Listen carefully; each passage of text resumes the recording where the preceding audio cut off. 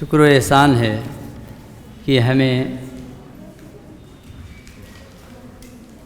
اس دنیا میں بحیثیت انسان اور پھر بحیثیت مسلمان وجود بخشا۔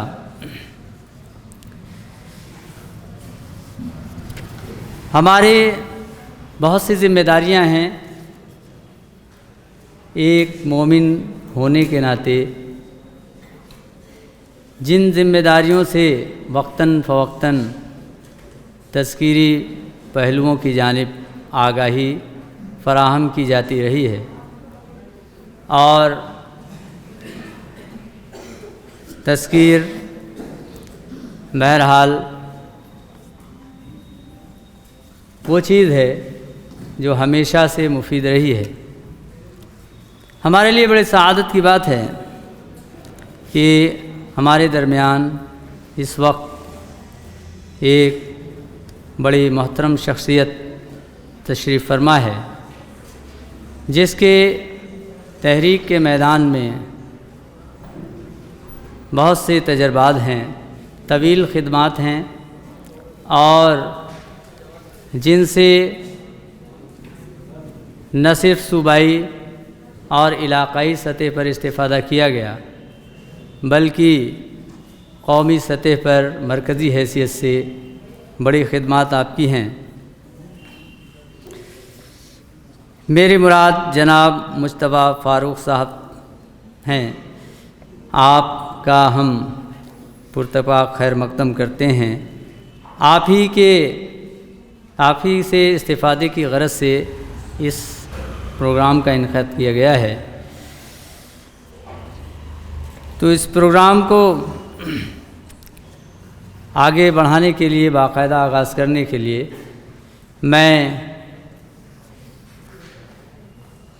معزز استاذ جناب مولانا مصباح الباری صاحب سے گزارش کرتا ہوں کہ آپ تشریف لائیں اور تلاوت کلام پاک سے پروگرام کا آغاز فرمائیں۔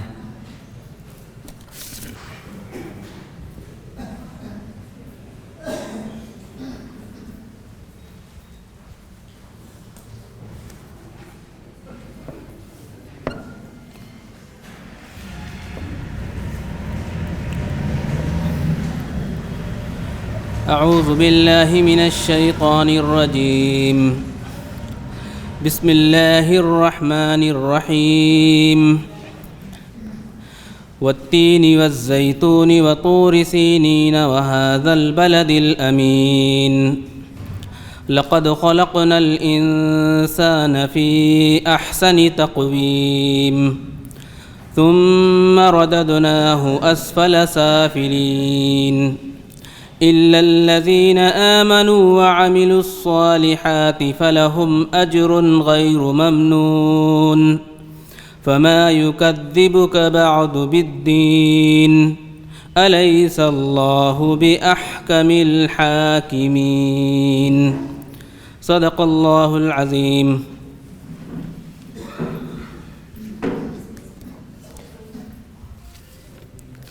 پروگرام کو آگے بڑھانے سے پہلے میں گزارش کرتا ہوں محتمم تعلیم و تربیت جناب مولانا نعیم الدین اصلاحی صاحب سے کہ آپ اسٹیج پر تشریف لے آئیں۔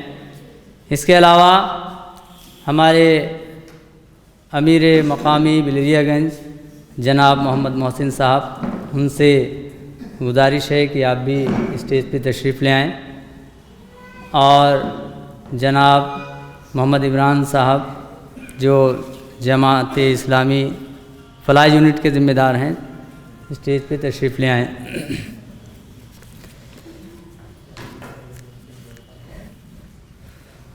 معزز حاضرین کرام، جماعت اسلامی ہند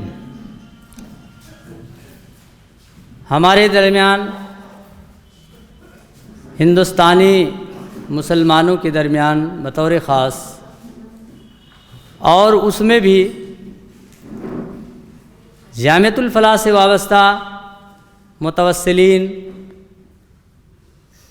ان کے لیے کوئی نیا نام نہیں ہے، تحریک اسلامی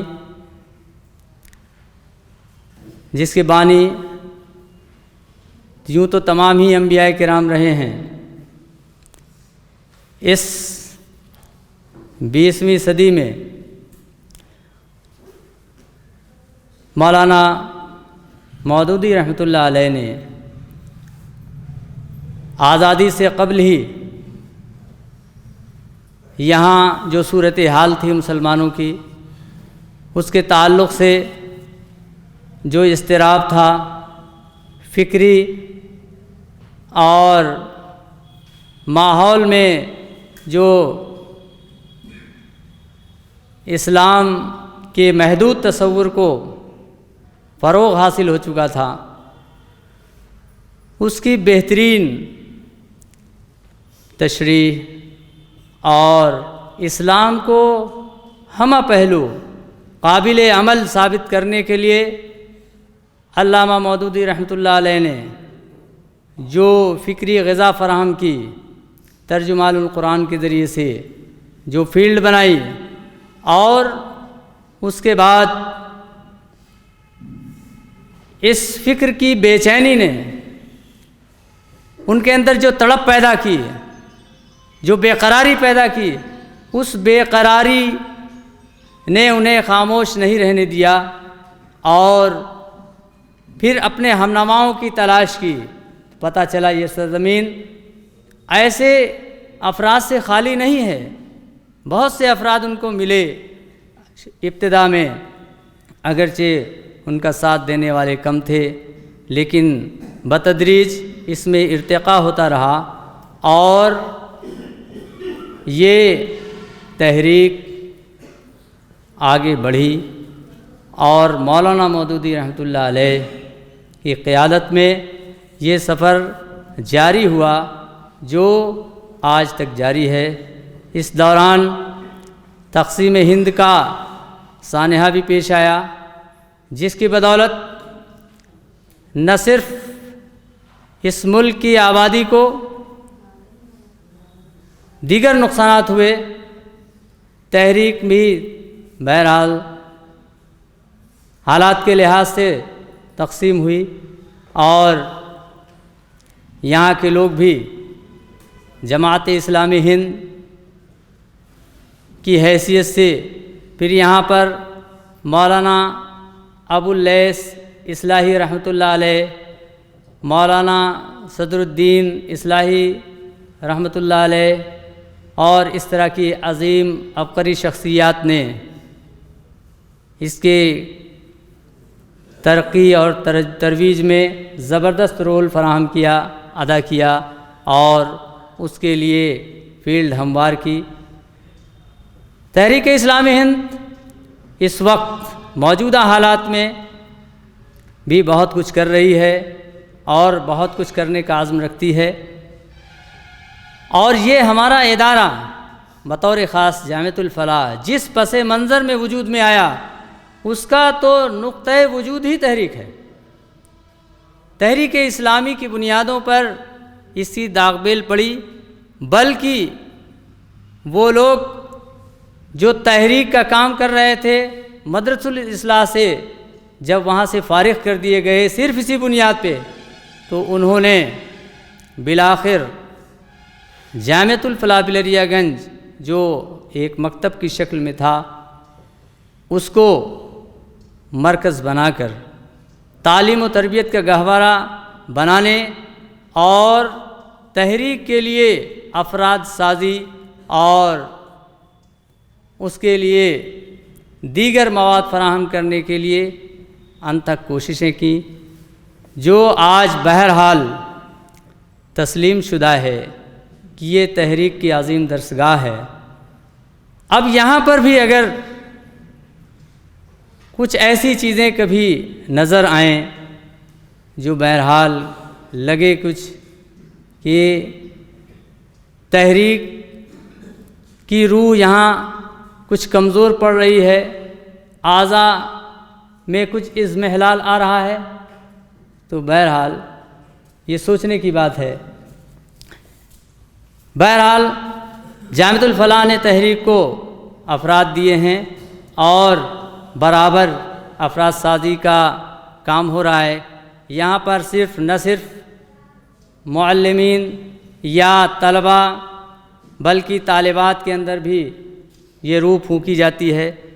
دوران تدریس یہ ذمہ داری جو تحریکی یا ایمان کے تقاضوں کے تعلق سے جو ہماگیر ارتقاء اور اسلام کے جامع نظام کا تصور یہاں پیش کیا جاتا ہے، وہ بہرحال کسی اور ادارے میں نہیں۔ یہ جامعۃ الفلاح کی امتیازی خصوصیت ہے۔ یہاں کا توسع فقہی اور مسالک سے اوپر اٹھ کر جو تعلیم دی جاتی ہے وہ یہاں کی امتیازی خصوصیات میں سے ہے اور ہر ایک اس کو تسلیم کرتا ہے۔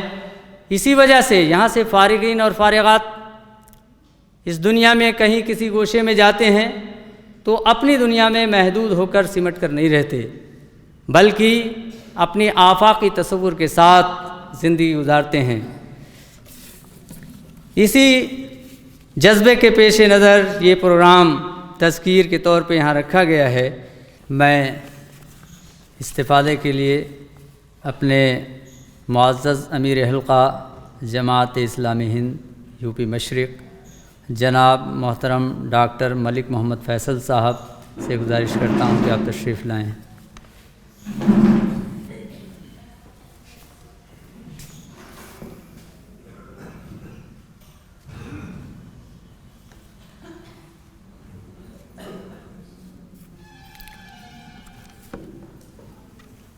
السلام علیکم ورحمۃ اللہ وبرکاتہ۔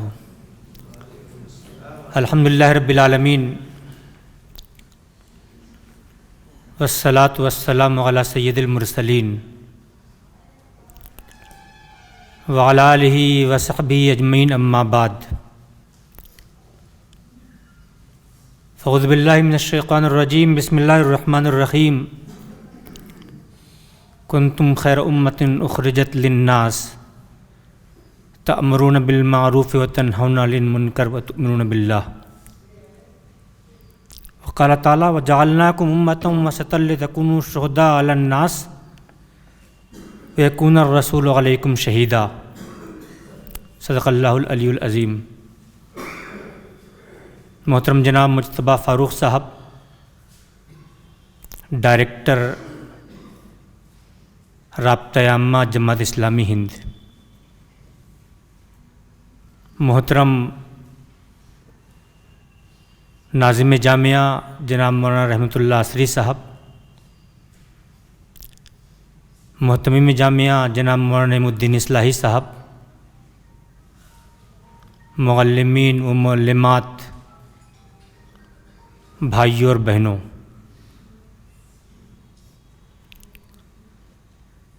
میرے لیے خوشی اور مسرت کا مقام ہے کہ آپ حضرات سے کچھ باتیں عرض کرنے کا موقع مل رہا ہے۔ اس وقت پوری دنیا کی صورتحال اور خود ہمارے ملک کی جو صورتحال ہے اس سے آپ اچھی طرح سے واقف ہیں۔ انتہا پسند نظریات کی حامل قوتیں دنیا کے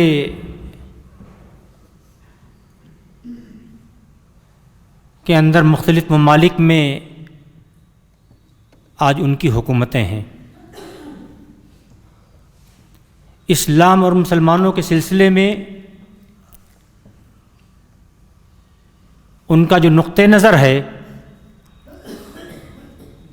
وہ ہمارے سامنے بالکل عیاں ہے۔ خود اس ملک کے سلسلے میں RSS نے، گولوالکر نے اور ان کے نظریہ ساز افراد نے جو تصور پیش کیا تھا اس تصور پر مسلسل جد و جہد اور محنت کر کے اور عظیم الشان قربانی دے کر کے آج اس ملک کے اندر اقتدار کے جتنے مراکز ہیں ان سارے مراکز پر وہ آج قابض ہیں. کیا جوڈیشری، کیا بیوروکریسی، کیا بزنس کلاس، کیا یونیورسٹیز اور کالجز، کیا پالیسی ساز ادارے، جن جن جگہوں سے اس ملک پر، یہاں کی عوام پر اثر انداز ہوا جا سکتا ہے، ان تمام جگہوں پر آج وہ قبضہ کر چکے ہیں. اور یہ قبضہ گزشتہ 50 سالوں کی شبانہ روز محنتوں کے نتیجے میں، جب سے ان کا قیام ہوا اس وقت سے لے کر کے مسلسل شبانہ روز محنت، جد و جہد اور قربانیوں کی ایک پوری تاریخ ہے، جسے اگر آپ ان کے بارے میں پڑھیں گے تو آپ کو نظر آئے گا اس کے ذریعے انہوں نے حاصل کیا ہے. دوستوں اور ساتھیوں، آج صورتحال جو کچھ ہے وہ آپ کے سامنے ہے. ابھی محتمیم جامعہ نے مختصراً ان حالات کی، ان واقعات کی وضاحت کی کہ جب سے مودی کی دوسری اننگ شروع ہوئی ہے، دوسری حکومت شروع ہوئی ہے، اس کے بعد آپ نے دیکھا کہ کس تیزی کے ساتھ اس ملک کے سلسلے میں جو ان کا نقطہ نظر تھا، چاہے کشمیر سے 370 یا 35A کے خاتمے کا معاملہ ہو، اس کے بعد CA اور NRC کے سلسلے میں اقدامات ہوں، اور وہ اقدامات اس تیزی کے ساتھ کرتے جا رہے تھے اور کر رہے ہیں کہ یہاں کی جتنی سیکولر پارٹیاں ہیں وہ عملاً ان کے سامنے سرنڈر کر چکی ہیں. حالات کا رخ یا حالات کا دباؤ اتنا شدید ہے کہ اس دباؤ کے آگے کوئی قوت بھی مزاحمت کے لیے تیار نہیں ہے. لیکن انہی حالات کے اندر CA اور NRC کے خلاف سب سے پہلے جو مزاحمت ان قوتوں کے ساتھ جس نے کیا وہ مسلمان تھے، مسلم طالبات تھیں، مسلم طلبہ تھے، اور جامعہ ملیہ شاہین باغ کے نتیجے اور علی گڑھ کے نتیجے میں ایک ایسی تحریک برپا ہوئی کہ جو ملک کے کونے کونے میں پہنچ گئی اور حکومت وقت کو بہت کچھ سوچنے سمجھنے پر مجبور کیا. لیکن ان کے عزائم کا سلسلہ تو بہت طویل ہے. یہاں کے عوام کو کس طرح سے قابو میں کیا جائے اور کس طرح سے یہاں کی اقتدار کا ارتکاز کچھ قوتوں کے ساتھ مل کر کے کیا جائے، اس کی ایک بہت ہی نمایاں مثال کسانوں کے سلسلے میں جو بل آیا وہ ہے. اس بل کے کنٹینٹ کو جن حضرات نے مطالعہ کیا ہوگا انہیں اس بات کا اچھی طرح سے اندازہ ہوگا کہ اس بل کے نتیجے میں یہاں کا جو کسان ہے وہ مزید غریب سے غریب تر ہو جائے گا، اور ان کی زمینیں، ان کے کھیت اور کھلیان چند لوگوں کے ہاتھوں میں پہنچ جائیں گے. یہ ساری چیزیں بہت تفصیل کے ساتھ ان کے فکر و فلسفے کے اندر لکھی ہوئی ہے کہ کیسے اس یہاں کے عوام کو، یہاں کے لوگوں کو ہمیں قابو میں کرنا ہے اور اپنے نظریات کو کس طرح سے ہمیں ان کے اوپر مسلط کرنا ہے. لیکن اللہ تعالیٰ کی جو چال ہے کہ پھر کسانوں کی تحریک گزشتہ 1.5 مہینے سے جتنی مضبوطی کے ساتھ دلی کے چاروں طرف جاری ہے، اس نے خود اس بات کو واضح کر دیا کہ اگر یہاں کے عوام، یہاں کی سیکولر قوتیں اور بطور خاص مسلمان متحد ہوں تو صورتحال بدل سکتی ہے، تبدیل ہو سکتی ہے۔ محترم معلمین و معلمات، جس ادارے سے ہمارا تعلق ہے، یہ ادارہ کی اساس کتاب و سنت سے وابستہ ہے۔ جس کتاب و سنت کی ہم تعلیم دیتے ہیں، خود پڑھتے ہیں اور پڑھاتے ہیں، وہ کتاب و سنت خود ہمیں اس بات کی مہمیز دیتا ہے، موٹیویٹ کرتا ہے کہ اس کتاب و سنت کے اندر ہم خود بھی اختصاص پیدا کریں، اور جو طلبہ اور جو طالبات یہاں سے فارغ ہو رہے ہیں ان کے اندر اختصاص کی تعلیم دیں۔ آج یہ دنیا اسپیشلائزیشن کی دنیا ہے، آج یہ دنیا اختصاص کی دنیا ہے۔ خود قرن اولیٰ میں مسلمانوں نے اسی علم و فن کے ذریعے سے پوری دنیا کو مسخر کیا تھا، پوری دنیا کو اپنے علم اور اپنے فن سے سکون کا گہوارہ بنایا تھا۔ لیکن جب اس علم سے رشتہ ہمارا کمزور ہوا، اختصاص سے رشتہ ہمارا کمزور ہوا، تو آج ہر معاملے میں ہم مغرب کی طرف کشکول گدائی لے کر کے دیکھتے ہیں۔ کوئی بھی مسئلہ ہو، اس پر تو ہمارے ہاں کہ کرونا کے زمانے میں سوشل ڈسٹینسنگ کتنی ہو کتنی نہ ہو کہ نہ ہو، اس پر تو خوب فتوی بازیاں ہوئیں، رہنمائی کی گئی۔ لیکن اس کی توفیق کہ کرونا جیسے مرضی مرض سے نجات کا جو راستہ ہے، بچنے کا جو راستہ ہے، ظاہر علم اور تحقیق کے ذریعے ہی ویکسین ایجاد ہو سکتی تھی۔ ہماری نظریں اسی مغرب کی طرف کہ جس مغرب کی وجہ سے آج پوری دنیا پریشان ہے۔ محترم معلمین و معلمات، جس ادارے سے ہمارا تعلق ہے، یہ ادارہ، اس ادارے کی بنیاد اعلاء کلمت اللہ کے لیے ہے۔ ایسے رجال تیار کرنا ہے کہ جو اعلاء کلمت اللہ کا کام کر سکیں۔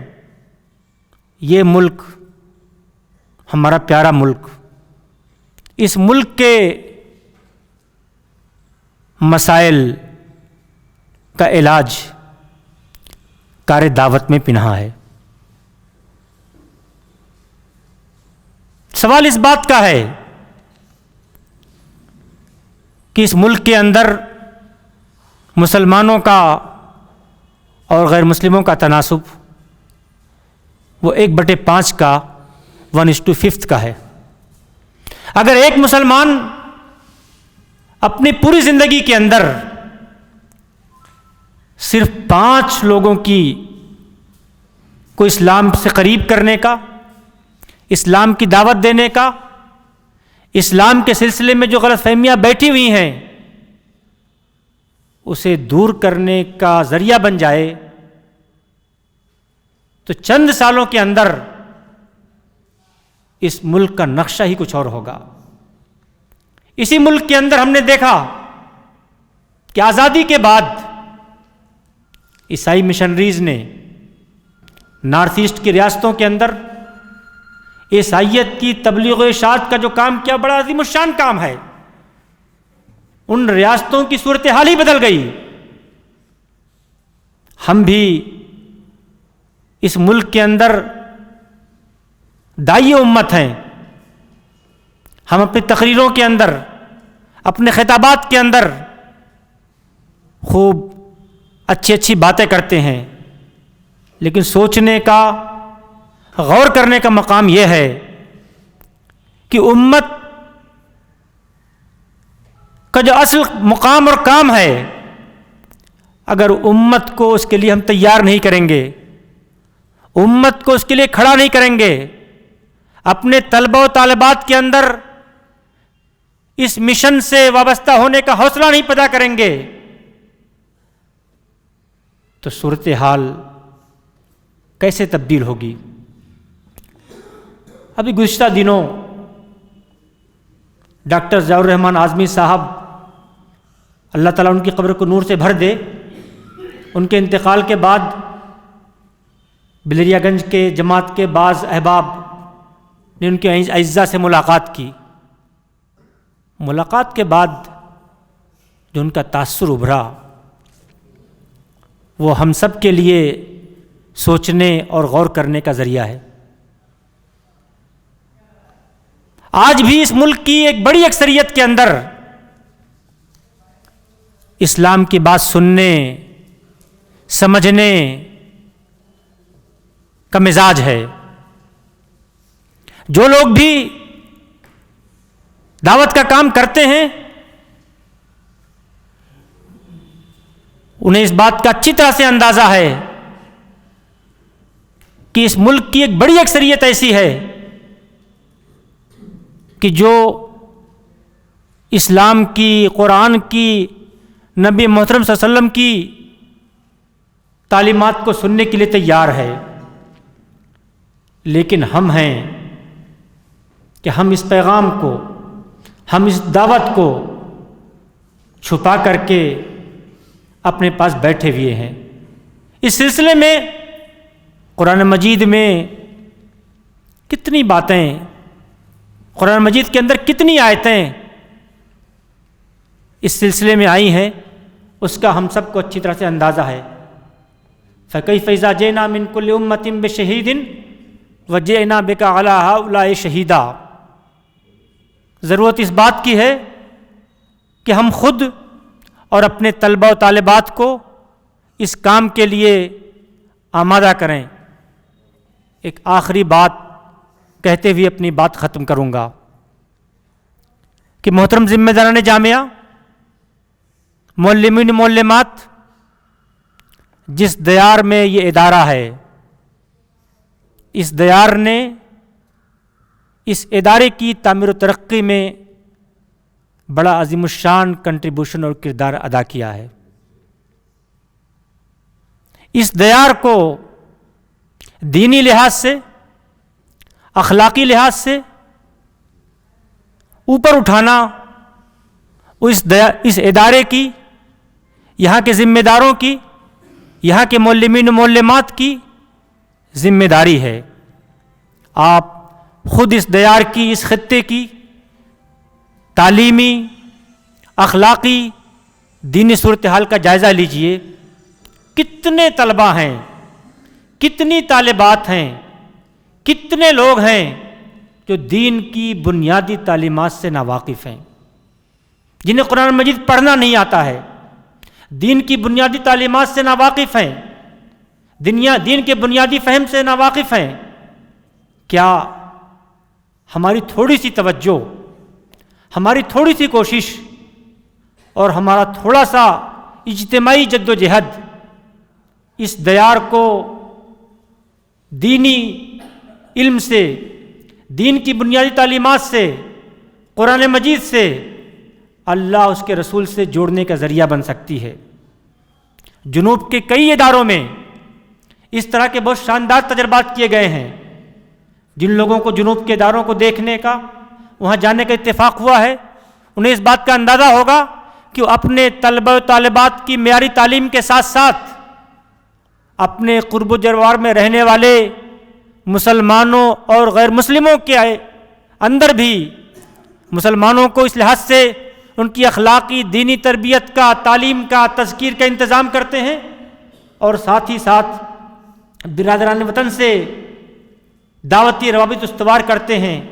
کیا ارباب جامعہ، ذمہ داران جامعہ اور اساتذہ، معلمین و معلمات اس سلسلے میں اگر تھوڑی سی توجہ دیں، تھوڑی سی کوشش کریں، تو شاید یہاں کی صورتحال جسے ہم آج دیکھ رہے ہیں اس میں مزید بہتری آ سکتی ہے، اس میں ارتقاء ہو سکتا ہے۔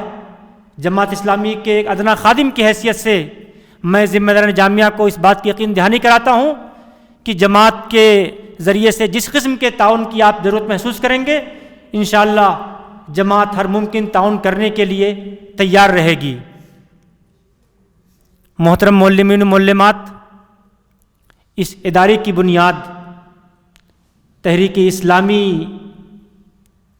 کے لوگوں نے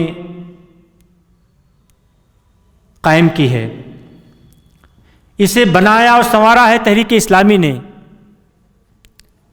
اس کی جڑوں میں تحریک اسلامی پیوست ہے۔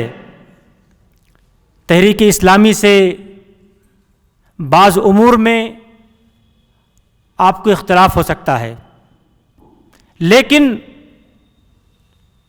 اس کی دعوت سے آپ کو بالکل شاید ہی اختلاف ہو۔ ضرورت اس بات کی ہے کہ اس اجتماعی جد و جہد کے لیے ہم سب لوگ مل کر کے تعاون اشتراک کا رویہ اختیار کریں۔ اس تعاون اشتراک کے نتیجے میں ہم اس سماج کے اندر، اس معاشرے کے اندر، اس خطے کے اندر ایک مثبت تبدیلی لا سکتے ہیں، اور یہاں کے طلباء کو اس عظیم مشن کے لیے تیار کر سکتے ہیں جس عظیم مشن کے لیے یہ ادارہ قائم کیا گیا ہے۔ اللہ تعالیٰ سے دعا ہے کہ اللہ تعالیٰ ہماری کوششوں کو قبول فرمائے، لغزشوں کو معاف فرمائے۔ وآخر دعوانا الحمدللہ رب العالمین۔ بہت بہت شکریہ محترم امیر حلقہ صاحب کا۔ محترم کی تجویز انتہائی مناسب ہے اور بہت ہی مؤثر رول ادا کر سکتی ہے اگر ہم طلباء اور طالبات کو اس جانب متوجہ کر سکیں۔ اس کے بعد ہم اپنے فاضل مہمان محترم جناب مصطفیٰ فاروق صاحب سے گزارش کرتے ہیں کہ آپ تشریف لائیں اور ہمیں استفادے کا موقع عنایت فرمائیں۔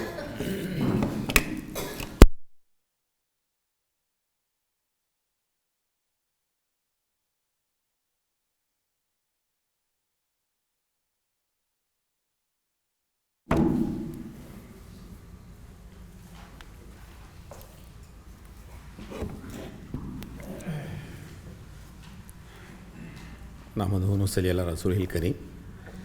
اعوذ باللہ من الشیطان الرجیم، بسم اللہ الرحمن الرحیم۔ والعصر ان الانسان لفی خسر الا الذین آمنوا وعملوا الصالحات وتواصوا بالحق وتواصوا بالصبر، صدق اللہ العظیم۔ محترم امیر حلقہ ڈاکٹر ملک فیصل صاحب، ناظم جامعہ مولانا عبداللہ سری صاحب، مولانا عمران صاحب، حسین صاحب، یہ تو سب ڈائس کے لوگ ہو گئے، لیکن سامنے جو ہمارے بزرگ اور معلم بھائی اور بہنیں بیٹھی ہیں، تو مجھے اس بات کا احساس ہے کہ میں اپنے آپ کو اس قاہل نہیں سمجھتا کہ کچھ نصیحتیں یا مشورے میں کروں، مشورے آپ کو دوں۔ اسی میں سعادت محسوس کرتا ہوں کہ اپنی جو بے چینی ہے، جو اشکالات ہے، وہ آپ کے سامنے رکھوں تاکہ آپ سے ہم وہ کچھ حاصل کر سکے جو ہماری ضرورت ہے۔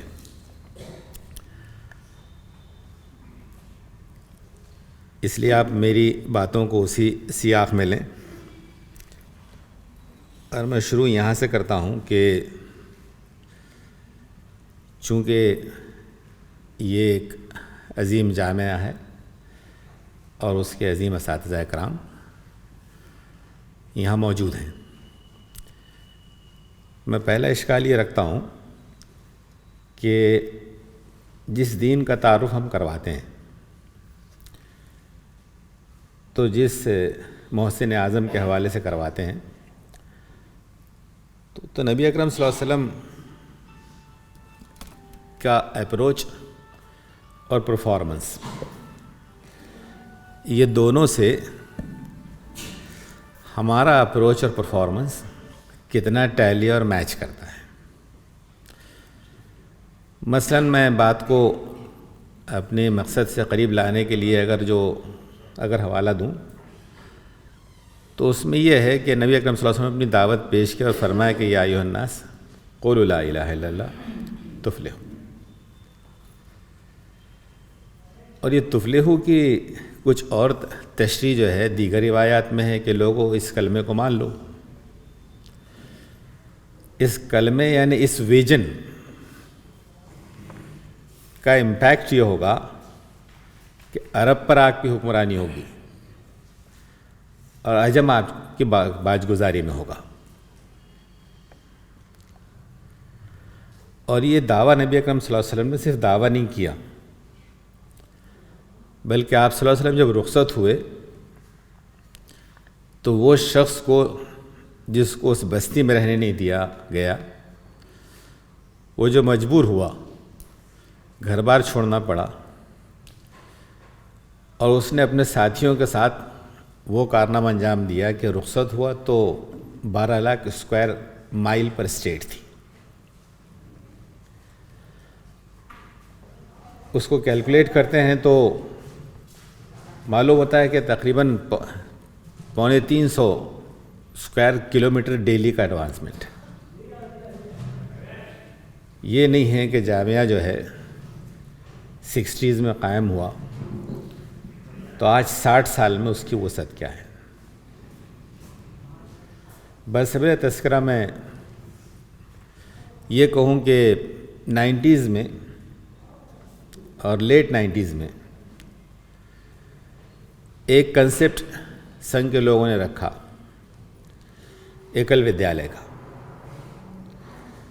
اور ایکل ودیالیہ کا تصور یہ ہے کہ جہاں سارا انفراسٹرکچر اور ساری سہولتیں نہیں ہیں تو وہاں پر ایک ٹیچر پہنچے گا، دیہات پہنچے گا، اور وہ مختلف سطح کے طلباء کو لے کر بیٹھے گا، ان کو تعلیم دے گا۔ سنگل ٹیچر ٹیچنگ کنسیپٹ، جہاں ایک ٹیچر سے شروع کیا تھا انہوں نے، اب ان کے لاکھوں سیٹ اپ ہے، ایسے لاکھوں سیٹ اپ ہے۔ یہ 20-25 سال میں کمپیئر کرنے کی کئی اور چیزیں ہو سکتی ہیں، لیکن یہاں پر پیش نظر وہ مروبیت نہیں ہے کہ سنگھ نے یہ کیا اور سنگھ نے وہ کیا۔ ہمارے لیے روشنی تو نبی اکرم صلی اللہ علیہ وسلم کی سیرت میں ہے۔ میں ایک وہ روایت کو ریفر کرتا ہوں جس میں ہم یہ کہتے ہیں کہ جب کوئی کسی کا انتقال ہو اور اس پر کوئی قرض ہو تو اس کے ترکے سے ادا کیا جائے گا، اور اگر اس کے پاس ترکہ نہیں ہے تو ورثہ ادا کرے، ورثہ نہیں کر سکتے تو کیا ہو؟ فرمایا اللہ کے رسول صلی اللہ علیہ وسلم نے کہ جس کا کوئی ولی نہ ہو اس کے ولی ہم ہیں، پھر اس کا قرض ہم ادا کریں گے۔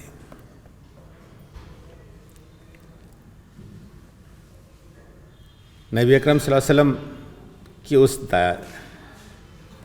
حکمت کا میں جس کنسرن کو تمہید کے طور پر رکھ رہا ہوں تو وہ یہ ہے کہ آپ صلی اللہ علیہ وسلم فرماتے ہیں کہ تم جس ویژن کو کیری کر رہے ہو، جس پیغام کو تم لے کر اٹھے ہو، یہ تقریر نہیں ہے اس میں وما علینا الا البلاغ کہہ کر آپ نکل جائیں۔ یہ تقریر اس کا آغاز ہے، یہ تقریر اس کا تسلسل ہے، لیکن یہ تعلیم کا امپیکٹ، ایک کنورجن یہ ہے کہ ایک عورت ثنا سے چلے گی اپنی دولت کے کھلے اظہار کے ساتھ، اور وہ حضرموت پہنچے گی، لیکن سسٹم ایسا ہوگا کہ اس کو کوئی اندیشے نہیں ہوں گے۔ اس خندق میں جب وہ چٹان ٹوٹتی نہیں ہے اور نبی اکرم صلی اللہ علیہ وسلم کدال چلاتے ہیں تو کہتے ہیں کہ ہلاک کسریٰ، کسریٰ ہلاک ہوا۔ میں اپنے کنسرن کو اس سیاق میں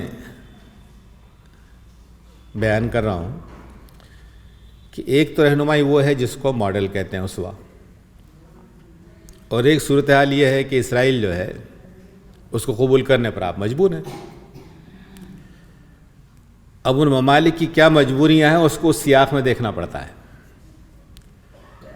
نرا جذبہ کہ دیکھیے اس نے اسرائیل کو قبول کر لیا، نہیں کریں گے تو رہیں گے نہیں۔ آج قوت کی تاثیر ان کی یہ ہے کہ ممالک کے ممالک کو تاراج کر دیتے ہیں۔ وہی دو آنکھیں، وہی دو کان، وہی دو لب، ان کے بھی ہیں ہمارے بھی ہیں، لیکن جس روشنی کو وہ کیری کر رہے ہیں، یعنی علم کو، ریسرچ کو، مجھے وہ ابن قیم الجوزی کا وہ جملہ بہت اچھا لگتا ہے جس میں انہوں نے فرمایا کہ علم وہ نہیں ہے جو لکھا جا چکا، وہ معلومات ہے، علم وہ ہے جو روز دریافت کیا جاتا رہے۔ جن قوموں کے پاس ریسرچ کی صلاحیت نہیں ہوگی وہ مقلدین میں سے ہوں گی، اور جو لوگ ریسرچ کریں گے وہ قیادت کر سکیں گے۔ عربوں کے پاس دولت کی فراوانی ہے، جس سعودیہ سے ہم کو محبت ہے تو دولت کی کمی ہے کیا؟ لیکن وہ کیا مجبوریاں ہیں جو ان کو ذلیل رکھتی ہیں، اور وہ جو ہے امریکہ کے سامنے سر نہیں اٹھا سکتے، یہ سپر پاورز کے سامنے سر نہیں اٹھا سکتے۔ قدرت تو اپنی اختیارات رکھتی ہیں، وہ تو بتاتی ہے کہ انتہائی معمولی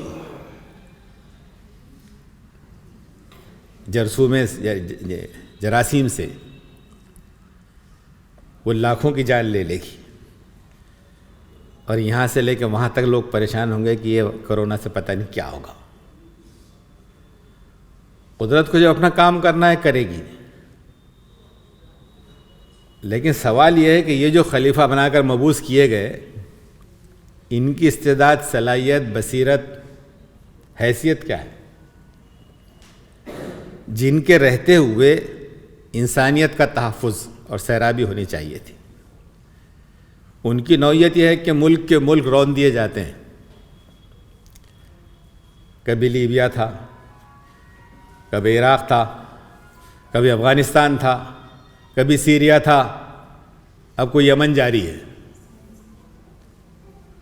آپ میں سے بیشتر حضرات دورے کرتے ہیں، میں نے خود ترکی میں دیکھا کہ وہ شام کی جو بیٹیاں ہیں وہ بھیک مانگتی ہیں، بلکہ اندھیروں میں بھی بھیک مانگتی ہیں، اور معصوم بچے جو ہے دن میں بھیک مانگتے ہیں۔ شاید وہ اپنے حالات میں جو تھے تو ہم سے بہت متمول تھے، ان کے مکانات محلات سے کم نہیں تھے۔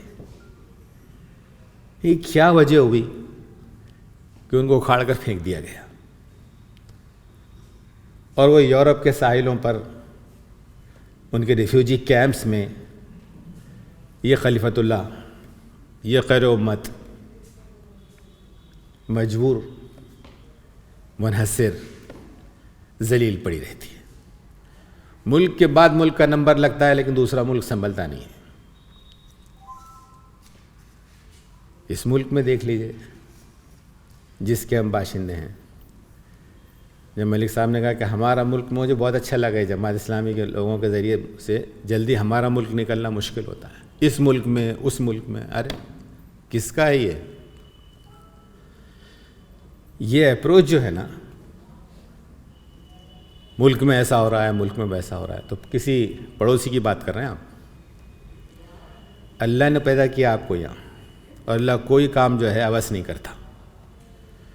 آپ کے رہتے ہوئے یہ سب کچھ ہو رہا ہے تو ہونا تو یہ چاہیے کہ میرے ملک میں یہ ہو رہا ہے، میرے رہتے یہ ہو رہا ہے. وہ تو دور کی بات ہے، انہوں نے کہا کہ ہم اس کو مسلم مکت کر دیں گے.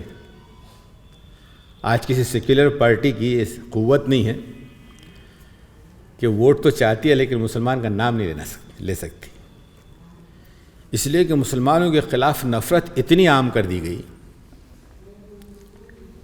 کہ مسلم کا نام لینا ان کو لگتا ہے کہ ہندو کو ناراض کر دے گا. جبکہ فیصل صاحب نے کہا کتنا سمپل ریشو ہے، 100% لوگ نہیں کریں گے، جتنے بھی کریں گے اس میں یہ ہے کہ اگر آپ 20% ہیں تو 1:5 ہے، 1 کے مقابلے 5 کا ہے. اگر یہ ملت کو یہ احساس دلا دیا جاتا کہ تم داعی امت ہو اور تمہارا یہ مشن ہے، اس سے وہ آشنا ہوتی تو اپنے کردار سے، اپنے دعوت سے اس ملک کی حیت بدل دیتی. لیکن سب سے نامطلوب کوئی قوم ہے تو مسلمان ہے. میں شلوار قمیض بہت دنوں سے سلایا تھا، پہنا نہیں تھا. میں کہا چلیے جامعہ میں جا رہے ہیں تو پہن لیں گے. اس لیے نہیں پہنا تھا کہ صاحب وہ جو پونا میں ایک واقعہ ہوا محسن نامی لڑکے کا، وہ نکلا اور کچھ ہندو مجمع تھا، وہ محسن کو نہیں جانتے تھے لیکن انہوں نے لگا یہ خلیے سے لگ رہا ہے مسلمان، مار مار کے ہلاک کر دیا. ہماری زبان میں شہید ہو گیا. اس کیس کی جج یہ کہتی ہیں کہ اس کے جو مجرم ہیں ان کا کوئی کرمنل بیک گراؤنڈ نہیں ہے، لیکن مسلمانوں کے خلاف غصہ اتنا تھا کہ شلوار قمیض سے یہ پاکستانی جیسا لگا، تو اس غصے نے جو ہے اس کی جان لے لی. یعنی میرا جو ہے مسلمان یا اگر لباس کے اعتبار سے پاکستانی نظر آنا ان کو اتنا برنگیختہ کرتا ہے کہ وہ جان لینے کے در پہ ہو جاتے ہیں. یہ اچانک نہیں ہوا، یہ جو ہوا یہ دہائیوں کی کوششیں ہیں ذہن سازی کی. اکثر ہمارے علماء کی طرف سے، ملی قائدین کی طرف سے یہ کلیم ہوتا ہے، تو میں نے جمعیت علماء کے ذمہ داروں کے سامنے اشکال رکھا کہ ہم نے یہ کیا، ہم نے وہ کیا، آزادی ہماری رہین منت ہے. اور جب 1857 ہوا تو دلی سے لے کے لاہور تک شاہراہ پر اگر کسی کی سولی دی گئی تو ہم تھے، علماء تھے.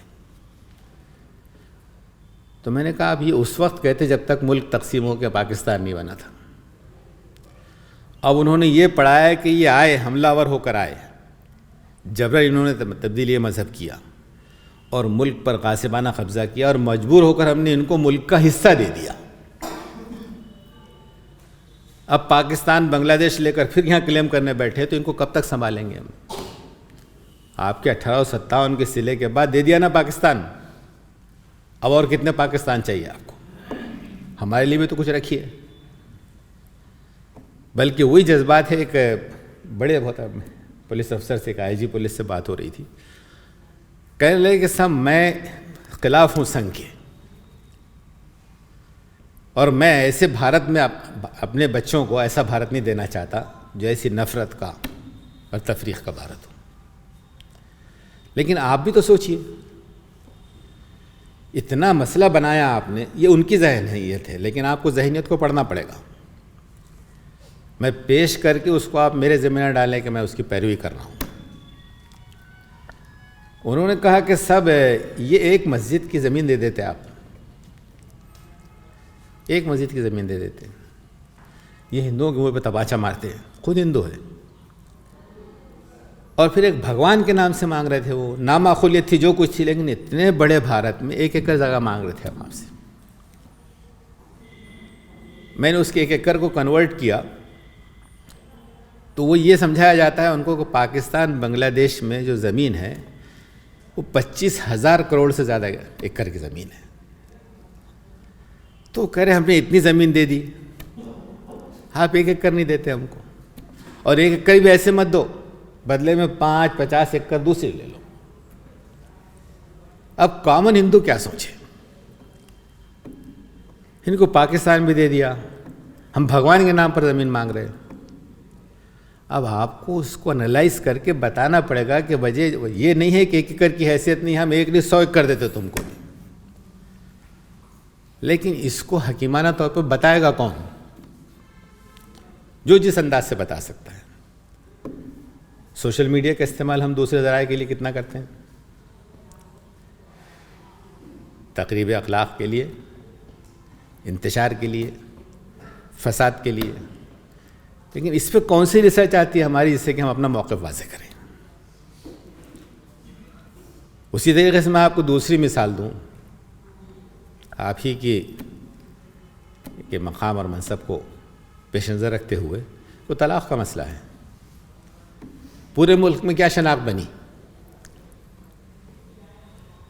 میں نے جامعۃ اہل حدیث کے ذمہ داروں سے پوچھا کہ صاحب آپ اس پر کیوں اصرار نہیں کرتے کہ ایک آپشن یہ بھی ہے, یعنی 3 کہیں 300 کہیں, ایک مجلس میں ایک ہی ہوتی ہے, یہ بھی دین ہے. لیکن وہ آواز کو اٹھنے نہیں دیا گیا, اور مسلک کا اصرار رہا. اس کو بھی آپ, میرا یہ نہیں تنقید نہیں, میں یہ کہہ رہا ہوں کہ یہ ساری چیزوں کا فرق واضح کہاں سے ہوگا؟ کون کرے گا؟ یہ تو علماء کرام کریں گے.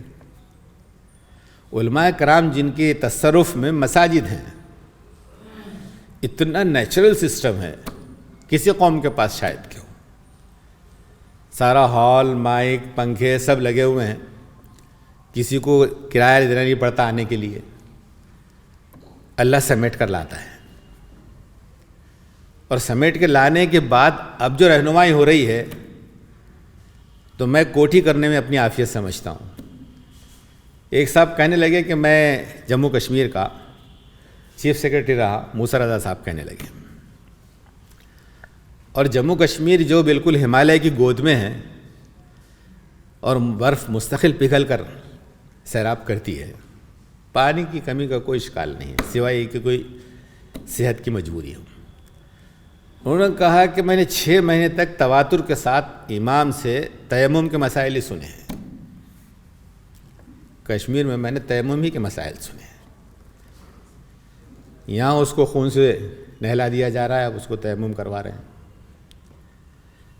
غرض یہ منشا یہ ہے کہ ایک ویژن تو وہ ہے جو نبی اکرم صلی اللہ علیہ وسلم نے دیا تھا کہ اگر تم اس کو مان لو تو ہم تم کو محروم نہیں ہونے دیں گے. ایک موقع پر ایسی اجتماع ارکان میں مولانا جلال الدین صاحب امیر جماعت تھے مہاراشٹر میں, تو مجھے تقریر کرتے کرتے خیال آیا, میں نے کہا مولانا ہم جو تصور دے رہے ہیں وہ سب آخرت کا ہے, یہ ربنا آتنا فی الدنیا کہاں ہے؟ فی الآخرت تو ہے نا. اس کے بعد میں نے کہا جو مہاجرین نے ہجرت کی وہ مدینہ آئے, مواقعات کے بعد انصار نے شیلٹر دیا, لیکن کہ ہمیشہ انہی کے دیے گئے کمرے میں رہے. 4-4.5 سال کا عرصہ گزرا اور تمام قبائل یہودی آؤٹ ہو گئے.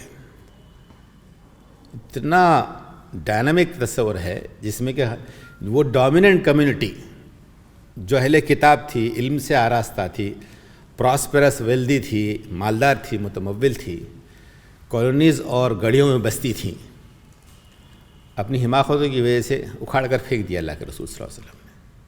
تو یہ جو مہاجرین آئے تھے ان کو جو یہودیوں کی گڑھیاں ملی وہ انصار کے گھروں سے اچھی تھی.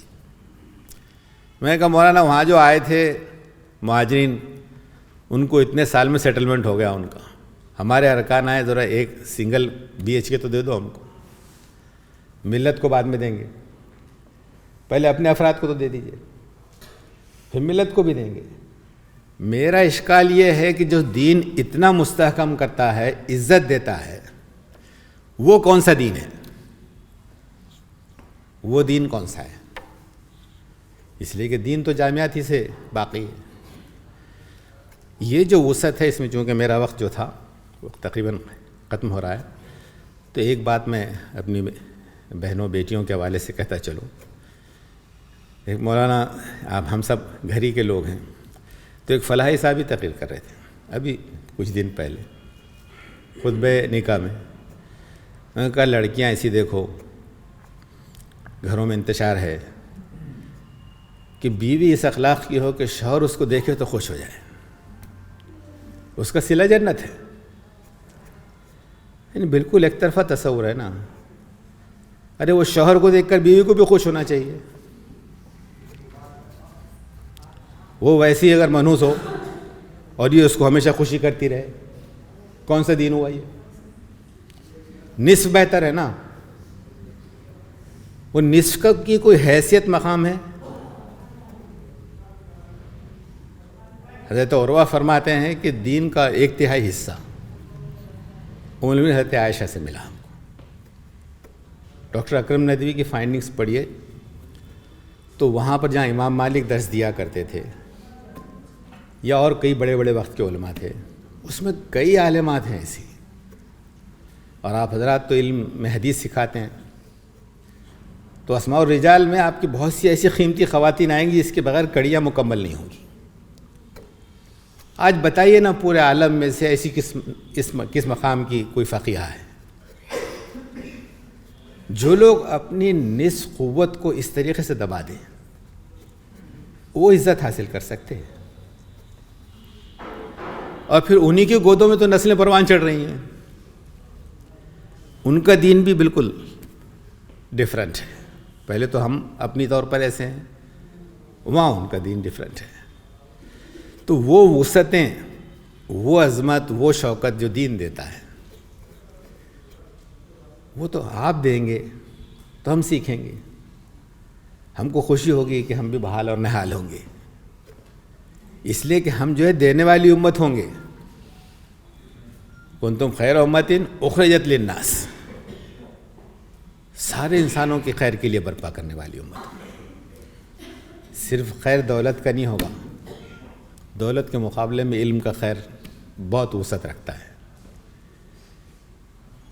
تو غرض یہ ہے کہ میں نے تو مختلف چیزیں اشکالات کے طور پر نوٹ کر رکھی تھیں، آخر میں اسی پر ختم کرتا ہوں کہ یہ ویژن آپ ہی کو دینا پڑے گا. اس لیے کہ آپ بحیثیت معلم کے آپ وہ علماء تیار کرتے ہیں، اور علماء جو ہے ان کے پاس آج بھی اس گئے گزرے حالات میں احترام بھی ہے اور سورس بھی ہے مسجد کا، جس سے وہ ویژن آئے جو جس کو ہم دین کی جامعیت کے ناطے عزت و شوکت کا دین سمجھتے ہیں. اور اسی میں یہ بات کہ اس کا تقاضا یہ ہے جو بات آئی تھی ہمارے ملک کی، پھر سے ایک اس کو ریوزٹ کیجیے ہمارے رویے کو، کہ کتنی ذاتیں ہیں، کتنی زبانیں ہیں. اس ملک میں 3000 بہت نمایاں ذاتیں ہیں اور 25,000 سب کاسٹ ہیں. اس میں 110 معروف زبانیں ہیں اور 25,000 سے زیادہ جو ہے بولیاں اور ڈائلیکٹ. ایسی معاملہ یہ ہے کہ ان کے اعتقادات بہت ڈیفرنٹ ہے. اس لیے سنگھ جو ہے دھرم کے آدھار پر کسی کتاب پر لوگوں کو جمع نہیں کر سکتا. تو اس نے ایک کامن کنسیپٹ ہندوتوا کا دیا کہ یہ ہمارے لیے پرائیڈ ہے کہ ہم سب ہندو ہیں. اب تم رام کی پوجا کرو اور راون کو جلاؤ، اور ہم راون کی پوجا کریں گے اور رام کو ماریں گے. اتنے تضادات کے باوجود میں ہم آئیں گے. اب یہ سماج کیا ہے، یہ سماجی مطالعہ ہمارے پاس نہیں ہے. جو قوم مدعو قوم ہے تو اس کو سمجھ کر ایڈریس کریں گے نا. مدعو معلوم ہی نہیں ہے کہ کون ہے، کیا ہے، اس کے اعتقادات کیا ہے، ان کے تضادات کیا ہے، تبھی تو ایڈریس ہوگا. اور پھر یہ اتنا ڈیفرنٹ ہے، اس کو آپ ملکی سطح پر نہیں سوچ سکتے. ریاست کے بعد جو ہے علاقے تک آنا پڑے گا. تو جس علاقے میں ہے اس علاقے کا تجزیہ کر کے اس کے ازالے کی تحقیق و تصنیف کرنی پڑے گی، وہ روشنی دے گی. اور یہ بات کہتے ہوئے کہ اگر ہم اپنے ویژن سے اگر ٹھیک سے آراستہ نہ ہو تو ہم ہی اس کے حامل نہیں ہوں گے تو دیں گے کیا؟ اس لیے ہم خوب سے خوب آراستہ ہوں اور پھر ہم لوگوں کو وہ روشنی بانٹیں جو وہ چند سالوں میں وہ قوموں کا امام بناتی ہے۔ اللہ تعالیٰ سے اسی کے حصول کی جستجو کی دعا ہے۔ آپ سب کا شکریہ۔ وآخر دعوانا الحمدللہ رب العالمین۔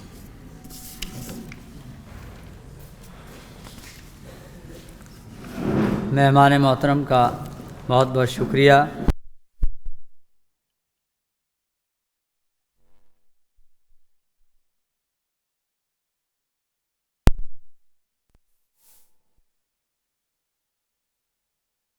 اپنے رویے پر نظر ثانی کا موقع فراہم کرتے ہیں، یہ پیدا کرتے ہیں، اس پر ہمیں غور کرنا چاہیے، اس کے مطابق اپنی پالیسی پروگرام اپنی زندگی میں تبدیلی لانی چاہیے۔ اس کے بعد میں مولانا محترم محمد عمران فلاحی صاحب جو امیر مقامی ہیں، وقت چونکہ زیادہ ہو گیا ہے، اس سے پہلے 15 منٹ کا سوال جواب کا سیشن تھا، وہ رکھا جائے۔ نماز کیا بجے جہاں؟ ہاں اچھا، وقت کم ہے اس لیے وہ پروگرام ختم کر کے میں کلمہ تشکر کے لیے مولانا محمد عمران فلاحی صاحب سے گزارش کرتا ہوں، تشریف لائیں۔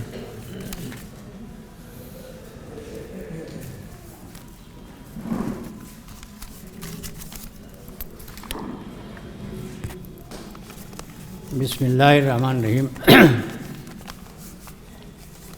محترم ذمہ داران جماعت و ذمہ داران جامعہ، معلمین و معلمات و کارکنان جامعہ، بڑی خوشی کی بات ہے کہ آپ سبھی لوگ یہاں اکٹھا ہوئے اور غور سے باتیں سنی۔ میں سب سے پہلے اللہ تعالیٰ کا شکر ادا کر رہا ہوں کہ اس نے یہ مجلس منعقد کرنے کا موقع عنایت فرمایا۔ پھر اس کے بعد مہمان ذمہ داران جماعت کا شکریہ ادا کرتا ہوں کہ ایک اہم مہم پر آنے کے باوجود کچھ وقت ہم لوگوں کے درمیان دیا۔ میں بہت بہت شکریہ ان کا ادا کرتا ہوں۔ اللہ تعالیٰ ان کو جزائے خیر سے نوازے۔ دیکھیے، یہ جامعۃ الفلاح اس کی بنیاد تحریک پر جو ہے قائم ہے۔ اس کی ابتدا تحریک ہی سے ہوئی ہے، اور آپ یہ دیکھیں گے کہ جتنے طلبہ ہیں یا طالبات ہیں، ان کا تعلق یا تو کسی رکن جماعت سے ہے، یا ان کے گھر کے افراد یا آباء و اجداد میں سے رکن جماعت رہے ہوں۔ 98% ایسے ہی افراد ہیں جو جماعت کے زیر اثر یا ان کے آباء و اجداد رکن رہے ہوں، وہی طلبہ یہاں ہیں۔ ظاہر سی بات ہے، وہ دور دراز سے پورے ملک سے یہاں تشریف لے آئے طلبہ و طالبات، صرف اسی لیے تحریک کی خاطر۔ اور اگر ہم ان کے اندر تحریکی جذبہ نہ پیدا کر سکے تو دنیا و آخرت دونوں میں ہمیں جواب دہی کرنی پڑے گی۔ پہلی بات تو یہ جان لیجئے کہ جب اس امید کے ساتھ وہ بھیجتے ہیں اپنے طلبہ و طالبات کو جامعہ میں کہ وہاں جانے کے بعد وہ امر بالمعروف اور نہی عن المنکر کا فریضہ ادا کرنے کی پوری جو ہے مطلب ہے کہ تیاری کر کے آئے گا، لیکن اگر اس طرح کی چیزیں ان کے اندر طلبہ یا طالبات کے اندر نہیں پائی جاتی ہیں تو ان کو بڑی مایوسی ہوتی ہے۔ وقتاً فوقتاً وہ شکایت مختلف انداز سے کرتے بھی رہتے ہیں، کبھی خط کے ذریعے، کبھی ٹیلی فون کے ذریعے، کبھی ملاقات کے ذریعے۔ تو یہ ہمارا یہ فریضہ ہے امر بالمعروف اور نہی عن المنکر۔ اور یہ بچے جو ہے اسی وقت جو ہے تحریک سے جڑیں گے جب ہم آپ بھی جو ہے تحریک سے جڑے رہیں، کیونکہ طلبہ یا طالبات اپنے معلمین یا معلمات کے آئیڈیل ہوتے ہیں، انہی کے مطابق جو ہے اپنی زندگی جو ہے بنانے کی کوشش بھی کرتے ہیں۔ بسا اوقات آپ دیکھتے کبھی اظہار بھی ہوتا ہوگا کہ کبھی طلبہ یا طالبات اپنے معلمین یا معلمات کا نام لیتے ہیں کہ ہم نے یہ خوبی فلاں سے سیکھی، یہ چیز فلاں سے سیکھی، یہ جرأت ہمارے اندر فنا سے آئی کہ یہ معلمین اور معلومات کا سراتن نام بھی بعض اوقات میں ہم نے سنا ہے مختلف تقریبات میں، اور اس سے معلوم ہوتا ہے کہ وہ کسی نہ کسی انداز سے متاثر ضرور ہوتے ہیں۔ تو میری اس موقع پر درخواست ہے آپ سبھی حضرات سے مختصراً کہ جو اس سے جماعت سے جو جڑے ہیں ان کے اندر اور زیادہ تحریک جو ہے پیدا ہو، اور زیادہ وہ مستعد اور چوکنا رہیں۔ جو تحریک سے نہیں جڑے ہیں وہ اس کے لٹریچر کا مطالعہ کریں، اور مطالعہ کرنے کے بعد جو ہے ان کو جو ہے ان سے یہ درخواست ہے کہ آپ تحریک سے جڑیں۔ اس سے دو فائدے ہوں گے، ایک تو آپ اپنا خود فائدہ اٹھائیں گے، دوسرے یہ طلبہ و طالبات بھی آپ کو دیکھ کر نمونہ اسی مطابق اپنے آپ کو بھی ڈھالنے کی کوشش کریں گے۔ تو جتنے ہی جو ہے طلبہ و طالبات آپ سے متاثر ہو کر دین کی طرف راغب ہوں گے، تحریک سے وابستہ ہوں گے، ان کا بھی ثواب انشاءاللہ آپ کو ملتا رہے گا، یہ صدقہ جاریہ رہے گا۔ اللہ تعالی ہم سب کو اس کی توفیق عطا فرمائے، آمین۔ آخر میں پھر سبھی لوگوں کا، آپ سب تمام حضرات کا شکریہ ادا کرتا ہوں کہ بہت سکون سے، بہت اطمینان سے آپ حضرات نے سنا۔ وآخر دعوانا الحمدللہ رب العالمین۔